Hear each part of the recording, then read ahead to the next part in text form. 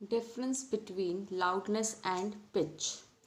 Loudness और pitch के बीच में जो डिफरेंस है वो यहाँ में गिवन है। सबसे पहला पॉइंट जो है लाउडनेस का, loudness depends upon the amplitude of vibration of the vibrating body, जबकि पिच डिपेंड करता है फ्रीक्वेंसी के ऊपर कि कितनी फ्रीक्वेंसी का साउंड सुनने वाले को सुनाई दे रहा है, उस हिसाब से पिच होता है। लेकिन जो लाउडनेस होती है वो एम्पलीट्यूड पर डिपेंड करती है। Loudness depend upon the energy received by the year, कितनी एनर्जी ईयर हमारे कान जो है वो रिसीव कर रहे हैं उसके हिसाब से लाउडनेस होती है। जबकि पिच जो है वो रिसीवर के ईयर में कितनी एनर्जी रिसीव हो रही है उस पर डिपेंड नहीं करता है। Loudness does not change with change in frequency, loudness frequency में चेंज होने पर बदलती नहीं है, जबकि फ्रीक्वेंसी में चेंज होते ही पिच बदल जाता है। तो ये है डिफरेंस लाउडनेस और पिच के बीच में। Next type is quality. Sound की जो क्वालिटी होती है ये भी बहुत एक इम्पॉर्टेंट फैक्टर होता है, क्योंकि इसकी मदद से हम डिस्टिंग्विश करते हैं between musical note emitted by different musical instrument और voices even though they have the same pitch और लाउडनेस। अगर कोई दो साउंड है उनकी पिच भी सेम है और लाउडनेस भी सेम है, फिर भी हम उनको डिफ्रेंशिएट कर सकते हैं। जैसे हम कोई भी म्यूजिकल नोट जो होता है उसको अलग अलग डिफ्रेंशिएट करते हैं, वो हम उसकी क्वालिटी के बेसिस पे करते हैं। तो अब नेक्स्ट क्वेश्चन ये आता है कि हम कैसे डिफरेंस करेंगे साउंड वायलिन के साउंड और पियानो के साउंड में, जबकि दोनों सेम नोट पर प्ले हो रहे हों। The instruments have a different sound quality, हर जो इंस्ट्रूमेंट होता है उसकी साउंड की क्वालिटी अलग अलग होती है। Sound quality is called timbre, sound quality को क्या बोलते हैं? Timbre. Why does each sound different why does each different sound source have a unique timbre, हर एक साउंड सोर्स का एक अलग टिम्बर होता है। Sounds are produced by a source when vibrate at a certain frequency, sound कब produce होते हैं? जब एक पर्टिकुलर फ्रीक्वेंसी पर जब वाइब्रेशन होता है तो उससे साउंड प्रोड्यूस होता है। Actually most objects that produce sound vibrate eight several different frequency at the same time, each frequency produces a sound with a specific pitch. ज़्यादातर जो ऑब्जेक्ट होते हैं, most of the object actually जो होते हैं वो साउंड प्रोड्यूस करते हैं डिफरेंट फ्रीक्वेंसीज पर वाइब्रेट होकर, और हर जो फ्रीक्वेंसी है उसका एक फिक्स पिच होता है। The bending of the pitches give the sound it's timber. तो ये जो अलग अलग फ्रीक्वेंसी है वो ही अलग अलग तरह का साउंड प्रोड्यूस करवाती है। How can a single source produce more than one frequency, अब ये क्वेश्चन आता है कि एक ही सिंगल सोर्स, एक ही ऑब्जेक्ट कैसे अलग अलग फ्रीक्वेंसी का साउंड प्रोड्यूस करता है। यहाँ पे हमें एक डायग्राम गिवन है, फिगर 13.21। ये जो फिगर 13.21 ए गिवन है, ये डायग्राम हमें ये शो करेगा कि कैसे द होल स्ट्रिंग वाइब्रेटिंग, कैसे जो पूरी स्ट्रिंग है वो किस तरह से वाइब्रेट होती है। जब होल स्ट्रिंग, पूरी स्ट्रिंग वाइब्रेट होगी तो जो नोट प्रोड्यूस्ड होंगे वो कहलाते हैं fundamental notes. Okay, the note produced is called the fundamental notes. इसकी डेफिनेशन को अंडरलाइन करना है। जब पूरी स्ट्रिंग वाइब्रेट होती है और जो नोट प्रोड्यूस होता है वो कहलाता है fundamental note. The fundamental note has the lowest possible frequency and pitch. ये जो फंडामेंटल नोट होता है इससे हम उस ऑब्जेक्ट की लोवेस्ट पॉसिबल फ्रीक्वेंसी या पिच क्या होगी वो पता कर सकते हैं। At the same time, sections of the string are vibrating 2 times and 4 times faster than the fundamental note and producing sound of higher pitch. और उसी टाइम पर जो इस स्ट्रिंग के अलग अलग हिस्से हैं वो उससे 2 गुना या फंडामेंटल नोट से 2 गुना या 4 गुना फास्टर वाइब्रेट करते हैं और हाई पिच का साउंड प्रोड्यूस करते हैं। जैसे अगर हम इसमें देखें, ये पूरी स्ट्रिंग है, इसके जो अलग अलग हिस्से हैं वो अलग अलग पिच का साउंड प्रोड्यूस कर रहे हैं। When section of the string vibrate faster than the fundamental tone, notes called overtone are produced. अगर मान लो कोई स्ट्रिंग फास्ट वाइब्रेट कर रही है, फंडामेंटल टोन से भी ज़्यादा फास्ट वाइब्रेट कर रही है, तो वो टोन प्रोड्यूस करेगी वो कहलाता है overtone. The sounds of higher frequencies are called overtones. तो ज़्यादा फ्रीक्वेंसी वाले जो साउंड है वो क्या कहलाते हैं? ओवरटोन्स कहलाते हैं। Sound always have a fundamental tone and one और मोर ओवरटोन। हर साउंड की एक फंडामेंटल टोन होती है और एक या एक से ज़्यादा ओवरटोन्स भी होती है। Sound always have a fundamental tone and the overtone produces the characteristic quality, a timbre of a particular sound.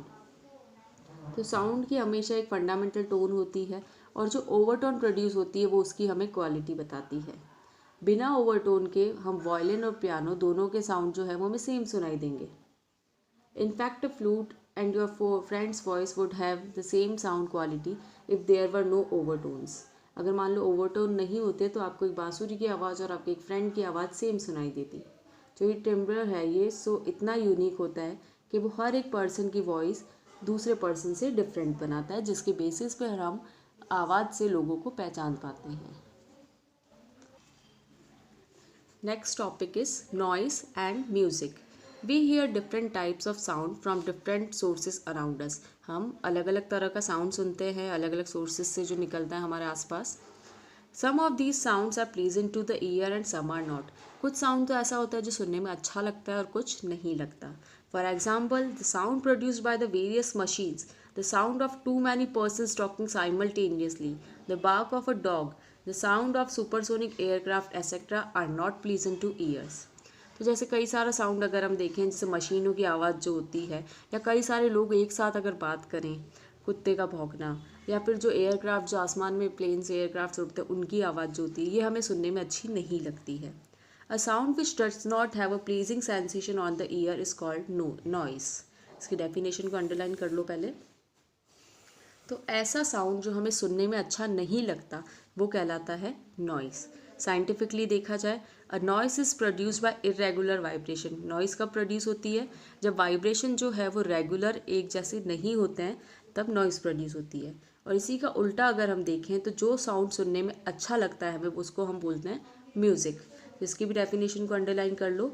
A sound which has a pleasant sensation on the ear is called music. जो sound सुनने में कानों को अच्छा लगता है वो music कहलाता है और जो नहीं अच्छा लगता है वो नॉइज़ कहलाता है. साइंटिफिकली देखें तो जो म्यूज़िकल नोट्स होते हैं उसके अंदर रेगुलर वाइब्रेशन होते हैं और नॉइज़ के अंदर इरेगुलर वाइब्रेशन होते हैं. एग्जांपल देखें, जो ट्यूनिंग फॉर्क का जो प्रॉन्ग है या सितार की जो स्ट्रिंग है ये हमेशा रेगुलर इंटरवल पर वाइब्रेट होती है, इसीलिए ये म्यूज़िकल साउंड प्रोड्यूस करती है. देखो यहाँ पर हमें डायग्राम में भी बता रखा है म्यूज़िकल साउंड और नॉइस दोनों के वाइब्रेशन बता रखे हैं. यहाँ अगर आप देखोगे तो इसके वाइब्रेशंस बिल्कुल एक जैसे हैं म्यूज़िकल साउंड की, जबकि नॉइज़ की जो वाइब्रेशन है यहाँ ऊपर है, यहाँ बहुत ज़्यादा है, यहाँ बहुत कम है, इरेगुलर वाइब्रेशंस है. तो इरेगुलर वाइब्रेशन वाला जो साउंड होगा वो सुनने में अच्छा नहीं लगता है हमारे ईयर्स को, उसको हम नॉइज़ बोलते हैं. और जो रेगुलर वाइब्रेशन वाला साउंड है जो सुनने में हमारे ईयर्स को प्लीजेंट लगता है, अच्छा लगता है, वो कहलाएगा म्यूज़िक या म्यूज़िकल साउंड. फिर नेक्स्ट हमें डिफरेंस गिवन है टैब्यूलर फॉर्म में between music and noise. Music pleasing effect होता है, सुनने में अच्छा होता है, जबकि नॉइस हमारे कानों को सुनने में अच्छा नहीं लगता है. म्यूज़िकल इफेक्ट साउंड जो है वो रेगुलर पीरियोडिक वाइब्रेशन के कारण होता है, जबकि नॉइस इरेगुलर वाइब्रेशन के कारण होती है. म्यूज़िकल साउंड का जो एम्पलीट्यूड है और उसकी फ्रीक्वेंसी सडनली एकदम से बदलती नहीं है, जबकि नॉइस का जो एम्पलीट्यूड है और फ्रीक्वेंसी है वो सडनली एकदम से बदल जाती है. So this is the basic difference between musical sound and noise. Next topic है sound produced by human beings. हम जो साउंड प्रोड्यूस करते हैं वो कैसे प्रोड्यूस होता है. In human beings larynx also known as voice box is the source of sound. हमारे गले के अंदर जो लैरिंक्स होता है जिसको हम क्या बोलते हैं वॉइस बॉक्स, इसी से साउंड प्रोड्यूस होता है. We have already done an activity on the vibration of vocal cord producing sound. हम एक एक्टिविटी पहले ही परफॉर्म कर चुके हैं जिससे हमें ये पता चलता है कि हमारे जो वोकल कॉर्ड्स है वो साउंड प्रोड्यूस करते हैं. These vocal cords are the ligament the stretch across the larynx living a narrow slit between them for passage of air. ये जो वोकल कॉर्ड्स होते हैं ये लिगामेंट्स होते हैं जो कि लैरिंक्स के चारों तरफ स्ट्रेच हो रखे होते हैं. ये उसको लैरिंक्स को स्ट्रेच करते हैं ताकि उसके बीच में एक छोटी सी जगह बच जाए जहाँ से कि हवा पास हो सके. When the air is forced through the slit of the vocal cords, they vibrate producing sound. जब उस पैसेज से एयर पास होती है तो जो एयर है वहाँ पर वो वाइब्रेट होने लग जाती है और इससे वोकल कॉर्ड जो है वो वाइब्रेट होने लगते हैं और साउंड प्रोड्यूस होता है उससे. When the vocal cords are tight and thin, the voice is of high frequency. जब वोकल कॉर्ड मान लो टाइट हो और पतले हों तो फ्रीक्वेंसी जो होती है साउंड की वो ज़्यादा होती है. जब वोकल कॉर्ड्स लूज होते हैं तो मोटी आवाज़, लो वॉइस फ्रीक्वेंसी की मोटी आवाज़ प्रोड्यूस होती है. तो हमारी बेसिकली जो आवाज़ है वो वॉइस बॉक्स के कारण होती है. Our ears help us to hear, हमारे कान हमें सुनने में मदद करते हैं. Sound waves enter the ears and travels down a canal at the end which is a thin tightly stretched membrane called ear drums. हमने ईयर का स्ट्रक्चर पढ़ा था अभी थोड़ी देर पहले ही लास्ट वीडियो में. ईयर के अंदर जो साउंड वेव्स होती है वो एंटर करती है और वो वहाँ एक कैनाल होती है जहाँ पे एक पतली सी मेम्ब्रेन है जिसको हम ईयर ड्रम बोलते हैं, वहाँ जाके टकराते हैं. यहाँ पर जो साउंड वेव है इससे टकराती है तो ईयर ड्रम वाइब्रेट होता है. फिर वो वाइब्रेशन इनर ईयर में जाता है जहाँ पे वो ब्रेन को सिग्नल के फॉर्म में भेज दिया जाता है. The brain interprets the signal and we can hear, और ये जो ब्रेन तक जो सिग्नल पहुँचते हैं इसी के कारण हम कोई भी साउंड को सुन पाते हैं. Remember, never put sharp objects like matchstick, hairpins, etc. into the ear. The eardrum can get damage. हमें कभी भी हमारे कान के अंदर माचिस की तिल्ली, पिन या ऐसा कुछ नहीं डालना चाहिए क्योंकि उससे हमारा जो ईयर ड्रम है वो डैमेज हो सकता है. Next activity 10. To prove that sound is produced when air is blown through a slit. इसके लिए हम क्या करेंगे, 2 रबर बैंड्स लेंगे सेम लेंथ के और सेम थिकनेस, सेम मोटाई वाले. उन रबर बैंड्स को हम स्ट्रेच कर देंगे उनकी लेंथ से, जितनी उनकी लेंथ है उसका ट्वाइस हम उसको स्ट्रेच कर लेंगे. फिर जो ये बीच वाली जगह है जो स्लिट है यहाँ पर हम हवा फूंक मारेंगे और जो साउंड का पिच जो है उसको हम प्रोड्यूस करेंगे. फिर हम जो रबर बैंड है उसको पहले हमने ट्वाइस करी थी उसकी लेंथ की, अब हम उसको 4 टाइम कर देंगे. फिर से एयर ब्लो करेंगे स्लिट के थ्रू और हम हमारी जो साउंड प्रोड्यूस हो रहा है उसकी पिच को नोटिस करेंगे. जब हम ये एक्टिविटी परफॉर्म करेंगे then we will find out that the more the rubber band are stretch the higher is the pitch and vice versa. मतलब जितना ज़्यादा हम रबर बैंड को स्ट्रेच करेंगे साउंड का जो पिच है वो उतना ही ज़्यादा हाई होता जाएगा. अगर हम इस सेम एक्टिविटी को रिपीट करें थिन रबर बैंड के साथ तो हम ये चीज़ देखेंगे कि जो साउंड है वो बहुत ही ज़्यादा हाई पिच का होगा.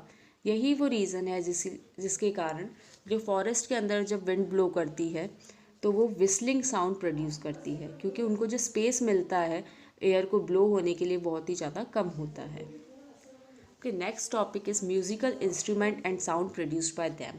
अब हम कुछ म्यूज़िकल इंस्ट्रूमेंट के बारे में पढ़ेंगे जिन और उनसे किस तरह का साउंड प्रोड्यूस होता है. तो बेसिकली म्यूज़िकल इंस्ट्रूमेंट को 4 कैटेगरीज में डिवाइड कर रखा है, 4 फैमिलीज़ बना रखी है उनकी. सबसे पहली जो है वो है विंड और रीड इंस्ट्रूमेंट, सुशीर वाद्य.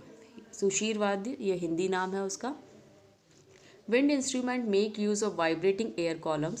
In these instruments, the air is blown in either directly or through the reeds. Flute, shehnai, bagpipes, bugles, etc. are some of the examples of wind instruments. तो यहाँ पे ये जो फोटो गिवन है इसके अंदर हमें विंड इंस्ट्रूमेंट्स बताए हुए हैं.